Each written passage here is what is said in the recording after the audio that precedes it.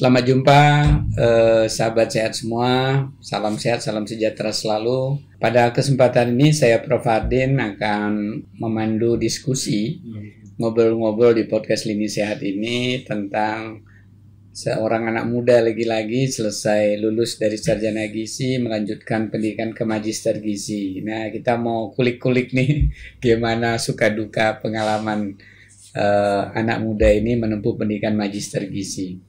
Pendidikan magister gizi Indonesia ini masih langka ya, baru ada 6 di Indonesia dan salah satunya ada di IPB University.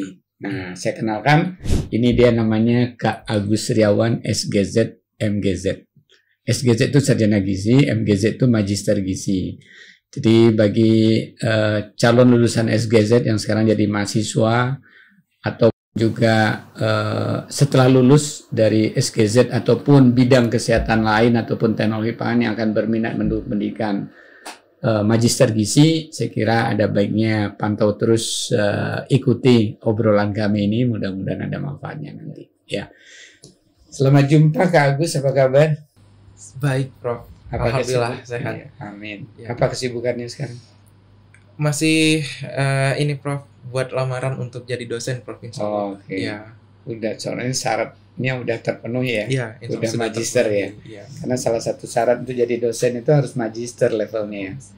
Dan kalau untuk dosen gizi lebih baik lagi magister gizi. Baik, kenapa sih setelah sarjana gizi terus Kak Agus jadi kepikir ingin melanjutkan pendidikan magister gizi? Apa memang cita-cita dosen itu sudah dari mahasiswa sarjana gizi sudah terbentuk atau setelah lulus atau gimana? Iya, jadi Prof, ketika kuliah S1 itu terpikir, sarjana gizi terpikir untuk melanjutkan pendidikan S2, tapi belum tahu waktu itu S2 bisa jadi dosen, itu belum terpikir ke sana. Tapi memang targetnya ketika setahun setelah lulus itu maksimal saya sudah harus lanjut ke S2 gitu. Udah harus ambil magisternya. Kemudian berjalan itu baru tahu bahwa minimal untuk jadi dosen gizi harus magister. Saya lihat peluangnya ada di sana, semakin semangat untuk melanjutkan pendidikan S2 begitu Prof. Baik.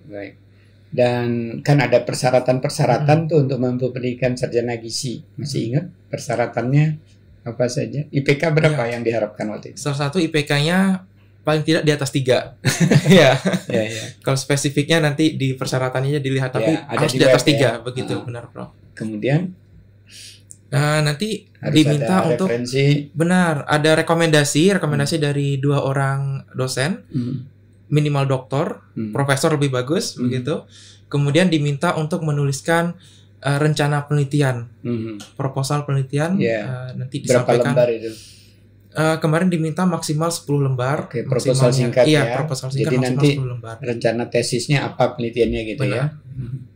Oke, jadi Kak Agus ngelamar dengan waktu itu berapa nilai SPP-nya, apa uang kuliahnya waktu itu? Waktu itu kalau untuk SPP masih 9 juta, tetapi untuk per semester Prof. Tetapi untuk uang pendaftaran saya bilang IPB termasuk yang tidak menerapkan kebijakan uang pangkal ketika masuk begitu. Jadi itu salah satu yang meringankan untuk mendaftar. Nggak ada uang pembangunan, nggak ada uang pangkal. Iya, benar. Jadi daftar, ketika diterima nanti suruh bayar per semester. Iya, benar. Terakhir bayarannya tetap masih 9 juta.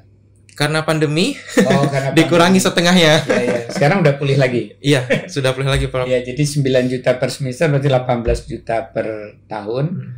Berarti kalau 2 tahun 36 juta ya yang harus disiapkan orang tua atau mencari beasiswa atau sambil bekerja dan lain sebagainya. Oke, jadi Kak Agus waktu itu bagaimana nih? Beasiswa orang tua keluarga atau ada support lain yang diperoleh? Iya. Awalnya beasiswa dari keluarga Prof. Sempat 2 semester itu mengharapkan beasiswa dari keluarga, dikirim apa belum nih? Cek dulu rekeningnya begitu. Tapi lambat laun malu ya minta sama orang tua ya. Kok malu ya disupport terus begitu Prof. Akhirnya cari pekerjaan sampingan. Jadi part-time job ya. Part-time job. Di semester 3 alhamdulillah sampai lulus itu dengan biaya sendiri begitu. Tidak minta ke orang tua lagi. Wah, selamat, sukses. Nah, sekarang dalam proses perjalanannya setelah tadi diterima ya. Kan pasti ada suka dukanya menurut saya ya. Saya juga merasa suka duka ya. termasuk ketika ngambil S3 di Australia, waduh. Iya. Kalau dibayangkan sekarang kok bisa ya dulu gitu ya. Oke, boleh cerita sukanya dulu deh barangkali Kak Agus. Sukanya karena kita dapat ini dari bidang keilmuan dulu ya, Prof. Iya, ya. iya. Kalau dari bidang keilmuan ternyata yang dipelajari ketika sarjana gizi itu kulit-kulitnya aja. Sekarang masuk ke isinya ya. Udah mulai masuk ke isi tapi belum ke inti. Intinya nanti dokter, Prof. Masih di isinya. Nah, itu juga menambah wawasan kita, membuka pola pikir kita bahwa ternyata yang kita pelajari selama ini ternyata segini loh. Iya, iya, iya. Ke dalamnya lagi ternyata lebih menarik begitu, Prof. Iya. Nah, itu dari bidang keilmuannya yang teman-teman nanti akan dapat ketika melanjutkan magister. Kemudian dari cara belajar. Saya bilang magister tuh lebih diberikan luang untuk belajar mandiri.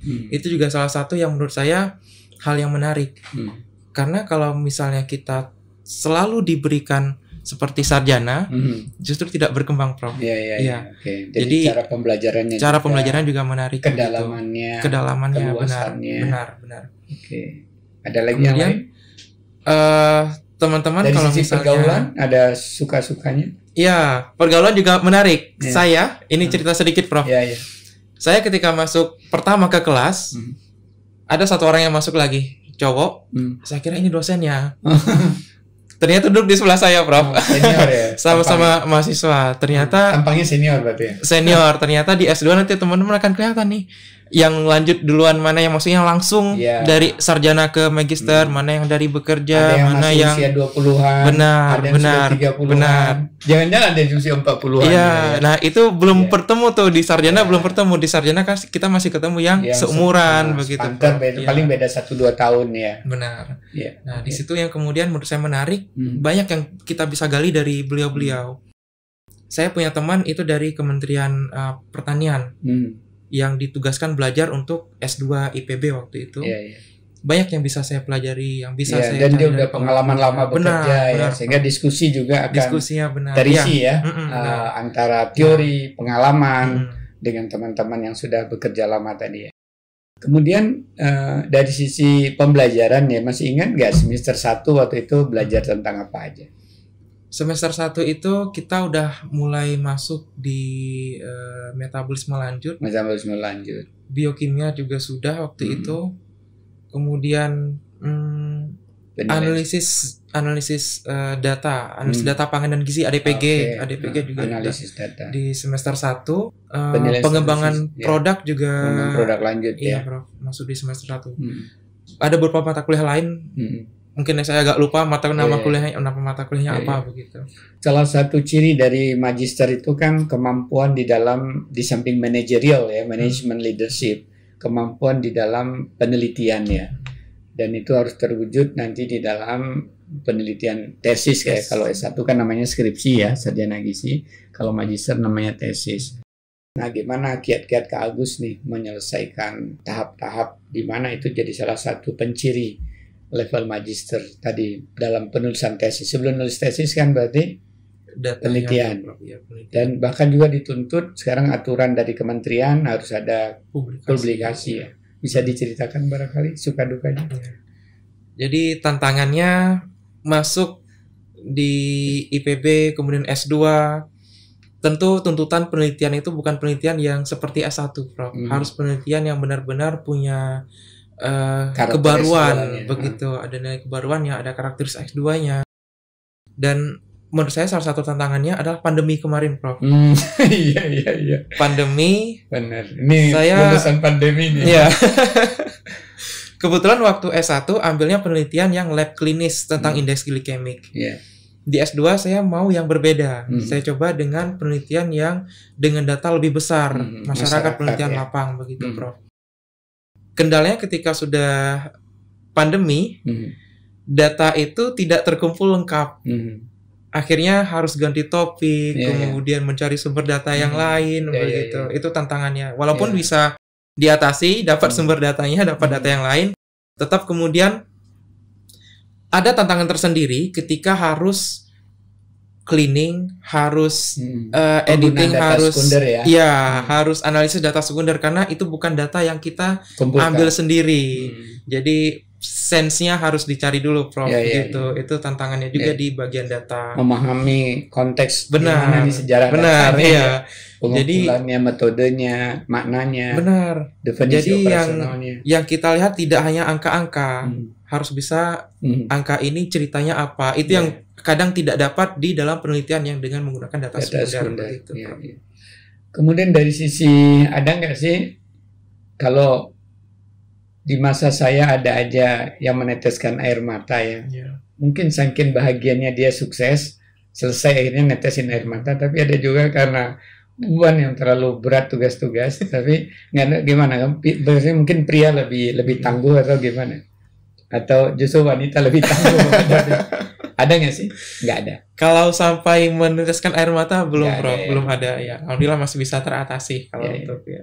Jadi meskipun ada memang agak berat, tapi sebenarnya bisa dilakukan bisa yang baik. Ya. Benar. Intinya nggak ada duka lah gitu ya. Nggak sampai neteskan air mata kok. Ya. Jadi kalau buat lulusan sarjana gizi atau juga teknologi pangan atau kesehatan masyarakat yang berminat masuk S2 gizi, mungkin ada tips pesan dari Kak Agus, barangkali silakan. Teman-teman yang dari sarjana gizi atau dari teknologi pangan bisa yang dari kesehatan masyarakat. Ya, dari kesehatan masyarakat. Iya, benar, dokter juga ada yang mau lanjut ke magister atau S2 gizi di IPB. Teman-teman bisa ini dulu deh, hubungi dulu teman-teman yang sudah di sana. Coba atau kulik-kulik pengalaman. Kulik-kulik sedikit tuh mata kuliahnya, barangkali masih ada materi yang disimpan. Dipegang, dipelajari untuk bekal nanti ketika sudah masuk di perkuliahan. Kalau untuk persiapan, saya tidak tahu apakah masih sama atau tidak, tapi teman-teman harus punya kenalan beberapa dosen di IPB, nanti bisa rekomendasi dari dosen yang bersangkutan, profesor lebih bagus, doktor juga tidak apa-apa, tapi jangan yang magister ya, masih belum bisa. Kemudian persiapkan topik penelitian dan proposal singkat tentang penelitian yang akan dilakukan nanti di magister. Itu lebih baik daripada teman-teman masuk dengan topik yang lain, kemudian kuliah berubah topiknya, menyesuaikan lagi, itu akan lebih lama. Jadi kalau perencanaannya matang dari awal, penelitiannya akan apa, membahas tentang apa, topiknya apa, nanti di perkuliahan bisa lebih mudah untuk menentukan metode seperti apa, kemudian dengan siapa saya harus berkonsultasi. Banyak ahli-ahli di IPB yang bisa membimbing teman-teman untuk penelitian yang teman-teman rancang ketika akan masuk ke S2 Gizi IPB. Terima kasih Kak Agus. Jadi itulah tadi bincang-bincang kita dengan Kak Agus SGZ. Sekian, terima kasih. Sampai jumpa lagi. Terima kasih sudah menonton. Jangan lupa like, comment, share, dan subscribe ya.